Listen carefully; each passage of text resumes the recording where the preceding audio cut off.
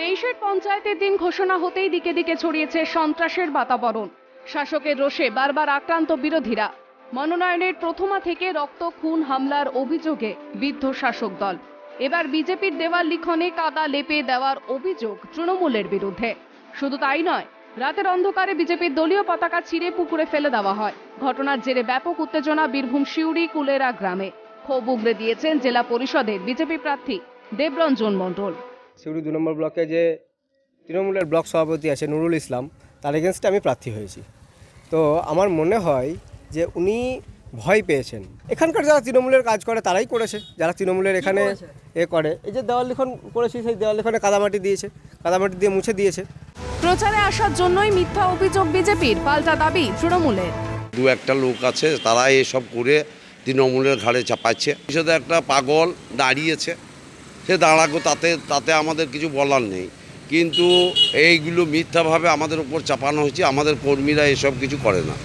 বিরোধীদের banner, flakes, দলীয় পতাকা নষ্ট করার অভিযোগে বারবার বিদ্ধ শাসক দল। কিন্তু আলিপুরদুয়ারে চাপের পার 1 নম্বর গ্রাম পঞ্চায়েতের অভিযোগে তীরে হাত শিবির। তৃণমূলীদের অভিযোগ 12/256 নম্বর বুথে তৃণমূল প্রার্থী অনুরাধা মজুমদারের প্রচুর পোস্টার ছিঁড়ে আবর্জনায় ফেলে দিয়েছে কংগ্রেস।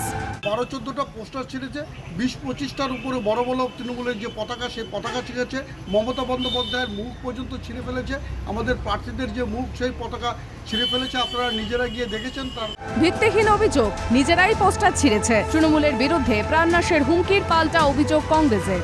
ভিত্তিহীন অভিযোগ, কারণ হচ্ছে রাত্রি 8টার পরে ভারতীয় জাতীয় কংগ্রেস বা অন্য কোনো পার্টি, তৃণমূল বিরোধী কোনো পার্টি রাস্তায় থাকেই না, বা ভোট প্রচারও থাকে না। তাই ওদের পোস্টার ওরা ছিঁড়ে অযথা একটা নাটক করে মানুষের সিম্পিতি আদায় করার চেষ্টা করছে। এগুলো মানুষ বিশ্বাস করবে না।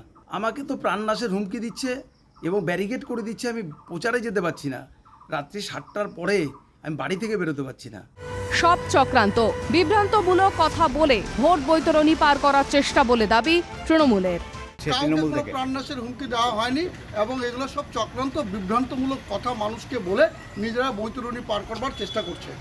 ভোট যুদ্ধে গণতন্ত্রের উৎসবকে কালিমালিপ্ত করছে রাজনৈতিক নেতা মন্ত্রীরা। দিকে দিকে শাসক বিরোধীর চোখ রাঙানি। ভোটের পূর্বাভাসেই ভীত সন্ত্রস্ত আম জনতা।